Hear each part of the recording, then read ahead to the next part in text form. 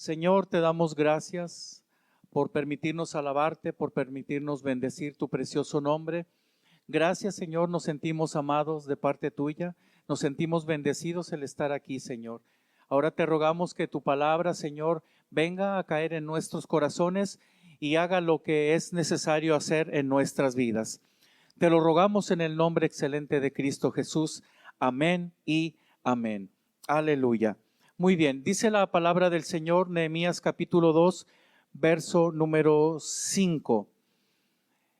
Y dije al rey, si le place al rey y tu siervo ha hallado gracia delante de ti, envíame a Judá, a la ciudad de los sepulcros de mis padres, y la reedificaré. Amén. Con este versículo lo vamos a tomar como base para estudiar el título o el tema en relación a la fe bajo el título Fe Activa. Y vamos a hablar de Nehemías. Nehemías es un creyente único en su clase, en muchas cosas, en liderazgo, etcétera. Podríamos mencionar varias, pero también es único en su clase en su fe, puesto que su fe él la lleva al terreno de la acción. Y vamos a ver la importancia de hacer eso toda vez que la Biblia en el Nuevo Testamento nos habla de esa necesidad, de que nuestra fe sea traducida en obras. Y encuentro en el estudio que elaboré de Nehemías 5 cosas importantes de una fe puesta en acción. Una fe puesta en acción es única cuando, número 1, define la realidad. Primero hay que definir la realidad de acuerdo a nuestra fe. Aquí en este libro hay un potencial problema. Los muros estaban derrumbados, los muros que albergaban la ciudad de Jerusalén estaban en ruinas, y eso era una situación caótica para el pueblo del Señor. Y este problema no debía de minimizarse. Había que ser realista para poder accionar. Por eso la fe única inicia cuando nosotros definimos la realidad, porque no se puede solucionar lo que no se ve. Hay personas que tratan de escapar de la realidad y por tal motivo nunca pueden solucionar la situación que les compete o que les aqueja. No se puede solucionar algo que no se ve. En ocasiones queremos omitir la realidad, quizás porque la realidad en ocasiones es, como es el caso, un tanto dolorosa. Y yo cuando estaba tejiendo este bosquejo, recordé cuando se nos recomienda, el médico nos dice, cada año debe hacerse un estudio usted de general. Y yo a veces me pongo a preguntar, ¿cuántas personas no nos hacemos ese estudio que nos dicen los médicos? Y luego si empezamos a platicar y somos honestos con nosotros mismos, decimos, es que, bueno, algunos podemos decir, bueno, es que me da pues cierto temor. Y es que a veces sucede eso. Esa es una de las razones, de muchas razones por las cuales omitimos en ocasiones la realidad, porque a menudo puede ser una realidad no deseada. Enfrentar la realidad en ocasiones no es algo agradable, pero es algo necesario. ¿Cuál es tu realidad hoy? ¿Cuál será nuestra realidad en este momento? Quizás esta pandemia que ha distanciado nuestras vidas socialmente, puede ser que alguien que nos esté viendo por esta transmisión se sienta también distanciado de Dios, porque la iglesia funciona como un cuerpo, funciona en contacto unos con otros, por eso se llama iglesia, eclesia, asamblea. Y cuando se nos presentan estas dificultades, tiende a nuestra fe debilitarse. Por eso necesitamos multiplicar nuestras acciones en la búsqueda de Dios. Y puede ser que sea una realidad en el corazón de algunos de nuestros amigos o hermanos que quizás no quieran ver, pero cuando empiezas a notar que ya no oras como orabas cuando podíamos estar todos juntos, que ya no estudias la palabra como lo hacías antes, que ya no sientes aquel gozo de estar alabando el nombre del Señor como antes lo hacías, es importante que veas tu realidad a fin de que puedas solucionar la misma. Y así como ese escenario, diversos escenarios. Número 1, una fe activa define la realidad. Ahora bien, segundo aspecto, una fe puesta en acción es única cuando integra a Dios. Porque en tanto no integre a Dios, como dicen los matemáticos en la ecuación, no es una fe única. Porque hay quienes tienen fe en un trozo de madera, otros en una piedra que le ha sido dada forma, otros tienen fe en sí mismos, etc. Pero cuando la fe es única, es cuando integra al Dios verdadero. Dice el versículo 4 del primer capítulo del libro en estudio: cuando oí estas palabras, son palabras de Nehemías, me senté y lloré, e hice duelo por algunos días, y ayuné y oré delante del Dios de los cielos. Él está ahora integrando a Dios. Él necesita la ayuda de Dios. El problema le ha rebasado. Necesita buscar a Dios, y es precisamente lo que hace. En referencia a este tópico, yo he anotado 3 tipos de personas que nosotros observamos en la quizás poca experiencia cristiana. El primer grupo, yo lo anoto aquí, los que no piden ayuda a Dios y quieren hacer ellos todo.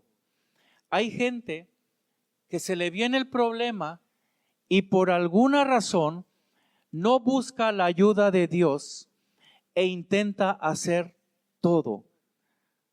Y pues qué triste si el problema le está rebasando, y no poder buscar a Dios, como dicen, por algo será, quizás porque no le conoce o porque le conoce inadecuadamente, porque el Dios que tenemos es el Dios de lo imposible.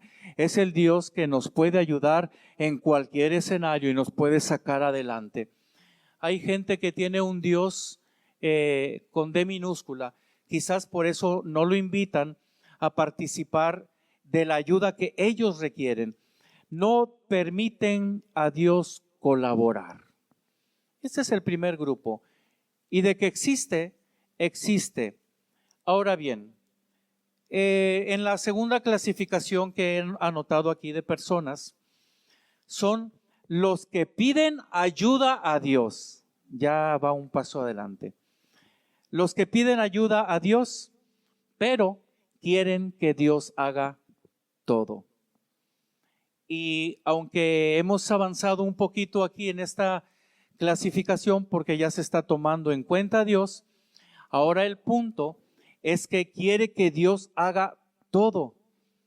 Y eso no es una fe activa, es una fe pasiva.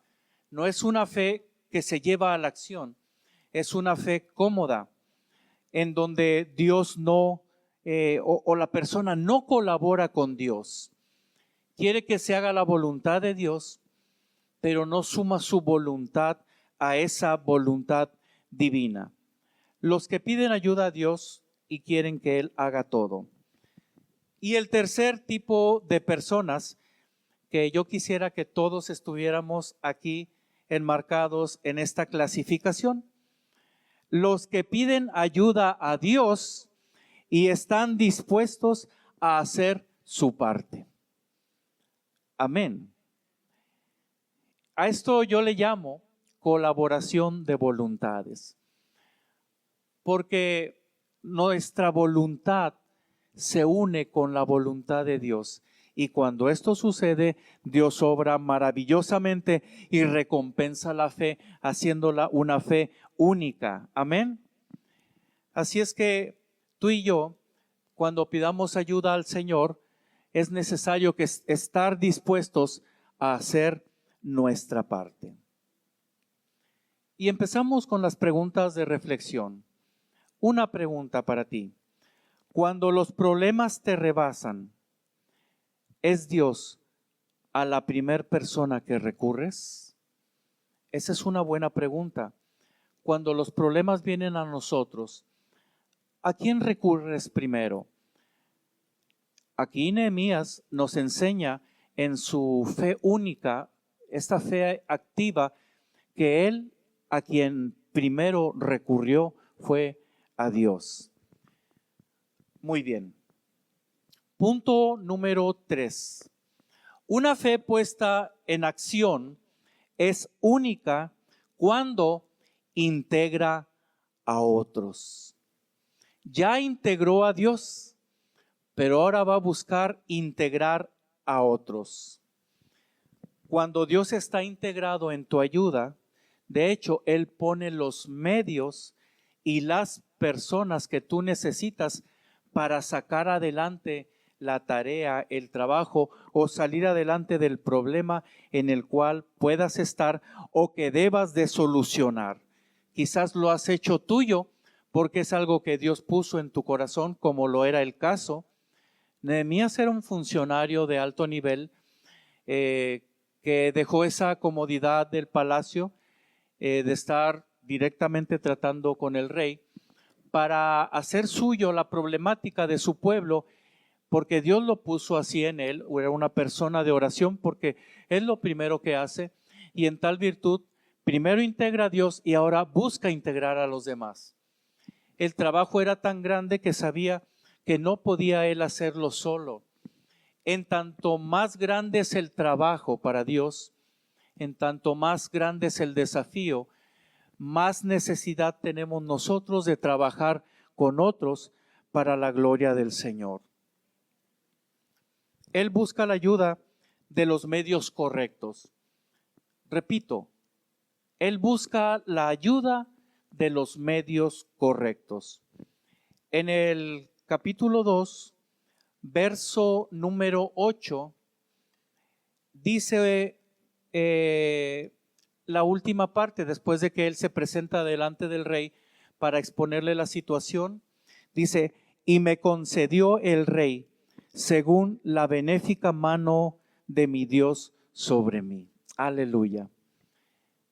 Aquí ya está integrando él también la voluntad del rey, porque el rey le concede esa ayuda que él solicita, y cuando tú haces las cosas por los medios correctos, las cosas funcionan para la gloria de Dios. Cuando estés haciendo la obra de Dios, procura hacer de esa forma. Él fue un tanto institucional, él buscó el camino de la realeza, el camino del rey, el camino correcto. Así es que Dios lo honró de esa manera. También en la integración a otros, no solamente integra al rey, sino que motiva la participación de los necesitados.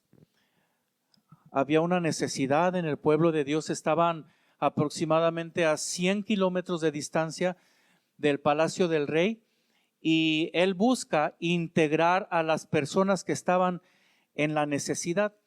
Y qué importante es cuando tú y yo, una persona, o hay personas que necesitan nuestra ayuda, y que tú y yo logramos integrarlos para que salgan adelante también de la situación que les está ocasionando algún disturbio. El verso número 18 del capítulo 2, ahí lo podemos también ver.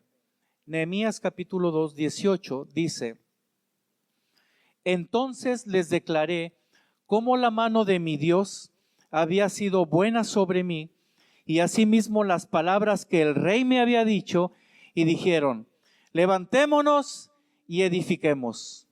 Así esforzaron sus manos para bien. Aleluya. Y de esta forma Él motiva a los demás a trabajar, porque ellos pueden ver la mano de Dios en su vida. Y aquí viene una pregunta de reflexión para nosotros. ¿Cómo transmites tu fe a otros para ayudarles? Esa es una buena pregunta. ¿Cómo transmito mi fe a otros para ayudarles?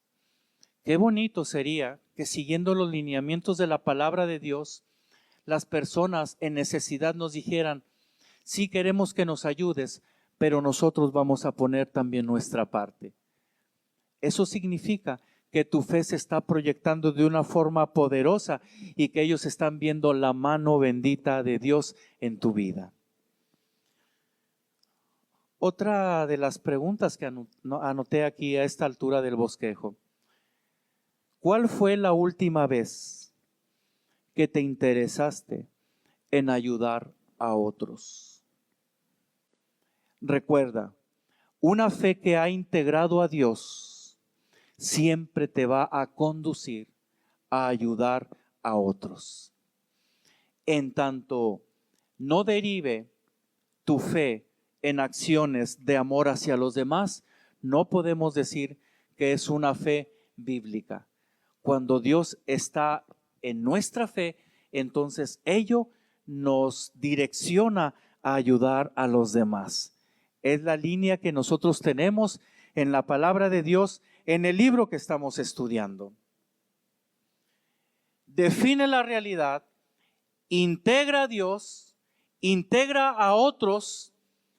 Una fe puesta en acción es única cuando, número 4, avanza ante la oposición. Hay personas que empezaron en el camino de fe a trabajar, empezaron a integrar a Dios, empezaron a ayudar a los demás, pero se presentó la oposición y desistieron, menguó su fe, se debilitó su fe. No transitaron en los lineamientos que nos marca la palabra de Dios, porque sencillamente dejaron el trabajo, dejaron de avanzar. Y es que una fe es única, una fe activa es única cuando avanza ante la oposición.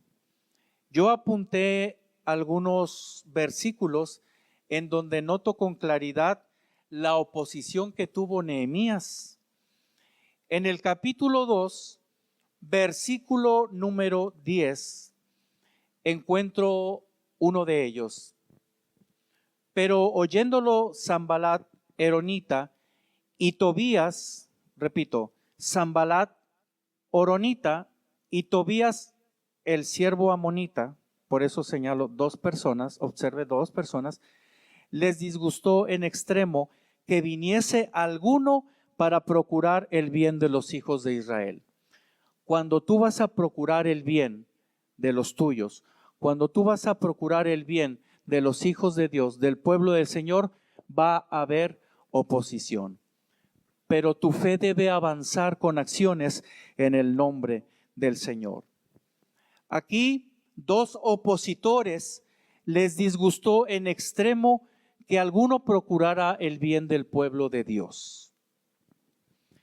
Pero esto no detuvo a Nehemías, porque 9 versículos después, en el verso 19 del mismo capítulo 2 dice, una vez que avanzaron, pero cuando lo oyeron, Sanballat Horonita, Tobías el siervo amonita y Gesem, ahora son 3, el árabe, hicieron escarnio de nosotros y nos despreciaron, diciendo, ¿qué es esto que hacéis vosotros?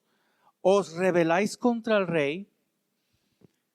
Creció el número de los opositores y se burlaron y les trataron con desprecio. Cuando tu fe te hace continuar trabajando en pro de los demás, va a crecer el número de opositores.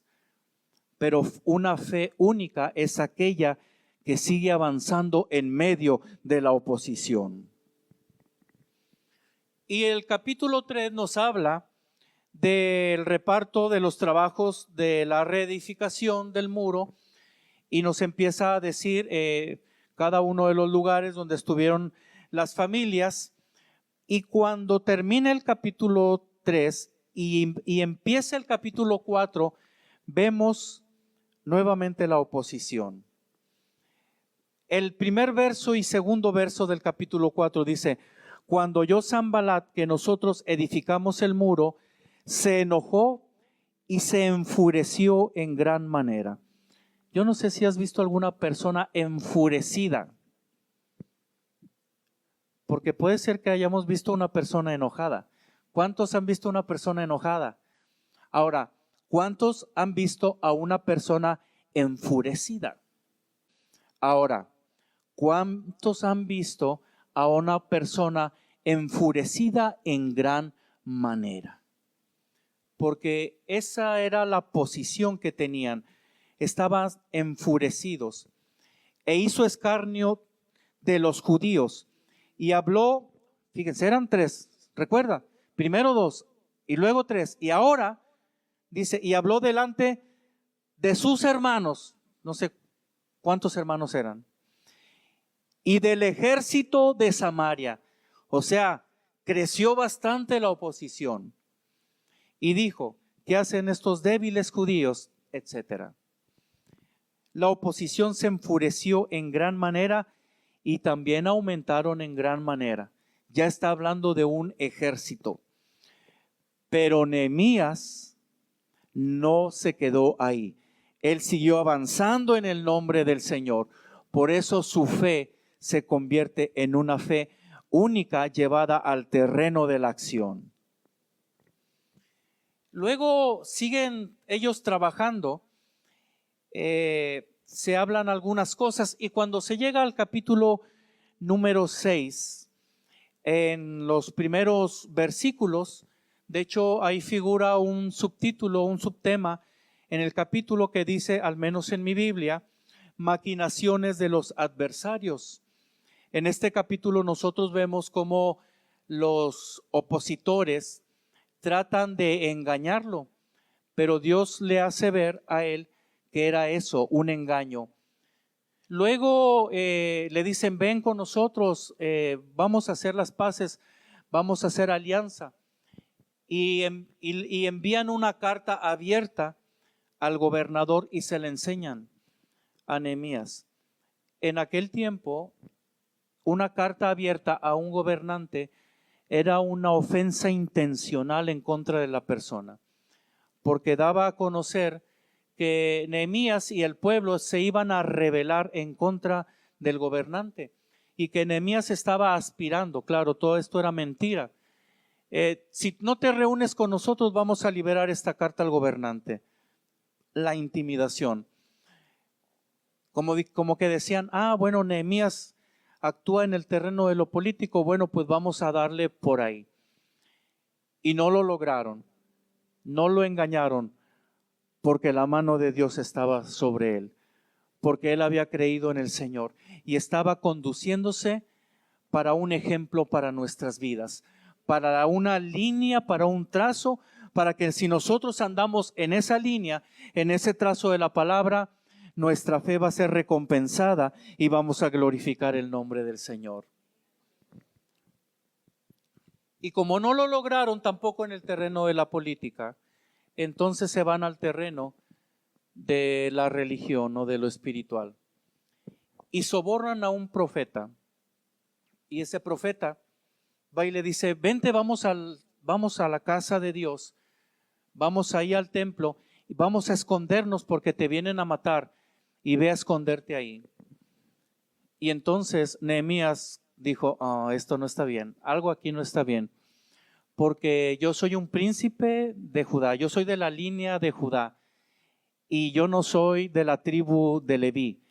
Solamente a los de la tribu de Leví se les permite en la palabra, se les permite en la escritura, diríamos nosotros, se les permite en la Biblia accesar hacia el interior del templo.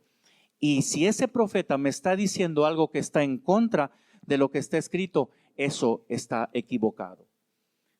Lo sobornaron y efectivamente lo habían sobornado a él y a otros profetas. ¿Cómo distinguimos nosotros cuando un profeta es falso? Cuando lo que dice no se cumple, pero también cuando está hablando cosas que están en contra de la palabra de Dios, en contra de la Biblia. Y tampoco les funcionó. Así es que ellos maquinan, sobornan, tratan de hacer alianza, le intimidan, etcétera, pero no lo logran. Amados, en la medida que nosotros avanzamos en el desafío, crece la oposición. Yo quisiera decir otra cosa, pero estaría omitiendo una realidad bíblica. Repito, ¿por qué mucha gente no avanza en su fe? Porque empieza a ver la oposición. Y la única forma en que la gente vea que el verdadero Dios está con nosotros es cuando tu fe y mi fe avanza aún cuando hay oposición. Aleluya. Y nace otra pregunta de reflexión. ¿Te has detenido de hacer algo para Dios y para los demás cuando sientes la oposición? Es una buena pregunta para nosotros. Finalmente, una fe puesta en acción es única cuando glorifica al Señor. En tanto no desencadene en glorificar al Señor, no se puede decir que es una fe única. No se puede decir que es una fe llevada a la acción única, porque una fe así glorifica al Señor. El verso 15 y 16 del capítulo 6 dice: fue terminado pues el muro el 25 del mes de Elul. El mes de Elul equivale a septiembre, por cierto. En 52 días. Wow, esto es algo maravilloso. En 52 días edificar miles de metros de un muro altísimo. Esto realmente nosotros lo podríamos tomar como un milagro, pero note que no vinieron los ángeles a hacer ese milagro. Y cuando lo oyeron todos nuestros enemigos, temieron todas las naciones que estaban alrededor de nosotros y se sintieron humillados. Y conocieron que por nuestro Dios había sido hecha esta obra. Aleluya. Cuando la fe se traduce en acción, entonces el nombre del Señor es glorificado. ¿Cuál fue la última vez que Dios fue glorificado por medio de tu fe? Note que el propósito de Dios se estaba cumpliendo aquí. Y notamos nosotros que no habían descendido ángeles a trabajar ahí. Ellos estaban trabajando, construyendo el muro. En una mano traían una espada y con la otra mano estaban ellos trabajando, reconstruyendo el muro. No registra que hubo un milagro portentoso, como cuando se abrió el mar y ellos pasaron, como cuando descendía el maná. No registra ese milagro. Pero nosotros podemos ver cómo la obra de Dios se cumplió con un maravilloso milagro, que es el trabajo en conjunto por un hombre que llevó al terreno de la acción su fe. Así es que qué importante es que nosotros creamos a la palabra de Dios y en tal virtud pongamos manos a la obra. Yo siento en mi corazón que hay una necesidad imperante en estos tiempos. Siento que los muros que protegen a muchas familias están caídos, están en ruinas.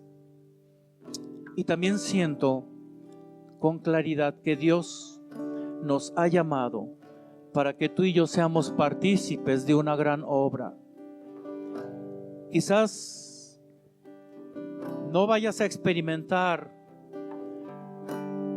un milagro de resurrección, etcétera, pero sí puedes experimentar un milagro de restauración de una familia, un milagro de restauración de una persona, un milagro de recuperación de la fe de algunos.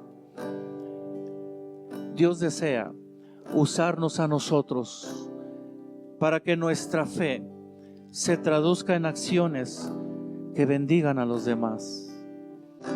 Y quisiera que hiciéramos una oración para que Dios nos use, para que seamos luz a las naciones, sal en esta tierra.